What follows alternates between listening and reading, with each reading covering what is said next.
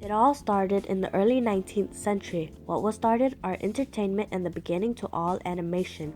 With a little help from technology, films were being created and our world changed. Animation isn't exactly moving pictures, but an illusion of movement. Animators will put many drawings together in a sequential order, and if it is shown fast enough, it will seem like it's moving, but it isn't. Computer animation is the exact same thing except that it's done on a computer. Some examples of studios that were successful in animation are Disney, who created Bambi, Pixar created Wall-E, and DreamWorks, who created the film Madagascar. But there are many more studios that we can learn to enjoy. In the early 19th century, some people discovered the persistence of vision. Persistence of vision is when our eyes keep an image for a brief second after the image was seen, so that's why we think that there are moving pictures when there actually aren't. One of the many devices from the 1830s that have shown this effect is called a phenakistoscope. It is a spinning cardboard disc that shows the illusion of movement when you look at it in the mirror. Animation has greatly developed over the years, and there were many great animators that showed us beautiful films. In 1914, Winsor and McKay had created Gertie, which was a dinosaur that seemed like it had a personality, and many people enjoyed watching the dinosaur's life. Walt Disney soon became well known in the animation industry and was the creator of Mickey Mouse. Mickey Mouse's third film became the first film with sound in 1928, and that was a huge achievement. Two guys named Max and Dave, also known as the Fleischer brothers, invented the rotoscoping process. The rotoscoping process is when live action is being taken to be traced and redrawn. The brothers used this process to create a film called Out of the Inkwell. The film had humans and drawn characters interacting with each other. Soon technology started showing up, and Pixar became the first company to create a film that is all animated on the computer. The film's name was Toy Story. Soon other animators and groups worked on various projects, and together they created a huge variety of styles and ideas aimed for different ages.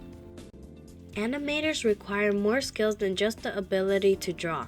Almost all animators will be required to have a standard bachelor's degree. The degree should be for computer, animation, fine arts, and graphic art. An animator's skill set might include time management, computer, and creative art skills. Animators will also need an ability in using animation and video editing software.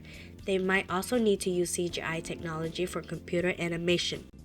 We should all know that making an animation requires a team, and every role is important to the film. There is always a storyboard artist that draws a rough draft of the entire film.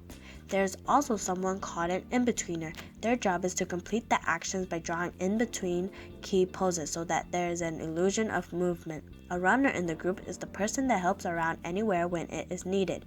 A person that makes the models of characters or anything in the animation is called the model maker. Usually, they'll use clay. There's also a CG modeler, which also creates models, but it's on the computer. These aren't the only roles though. Everything has a process, and an animation is not an exception. An animation doesn't pop up out of nowhere, so animators will first start by coming up with a story idea. Then the script for the film will be created. A storyboard will also be made, which is drawing out the actions and emotions that will come in the animation. Next, voice actors will record the voices before making the animation because they need to know what to animate. Voice actors will most likely have to record their lines in different ways or tones, and the best one will be used. An editor will now start making some scenes longer or shorter by watching a videotape with the storyboard on it. Then the art department will start illustrating the characters, props, and settings. They also create color scripts which show lighting for the film. At this point, animators will start to create 3D models of characters, sets, and props. The models will either be made directly on the computer or sculpted and then scanned. Animators will place hinges on the models so the models will move.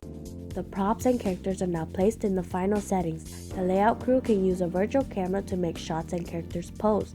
Finally, the animators add the final color and texture to the props or characters. The lighting is also added so that there are shadows and moods. At the end, the animators must take all the files and information and turn them into frames, which is called rendering. It may take hours to render just a single frame. When everything is done, an editor will view the final piece and check for any flaws.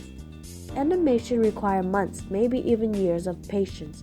30 minutes of your favorite animation could have taken months of hard work to make.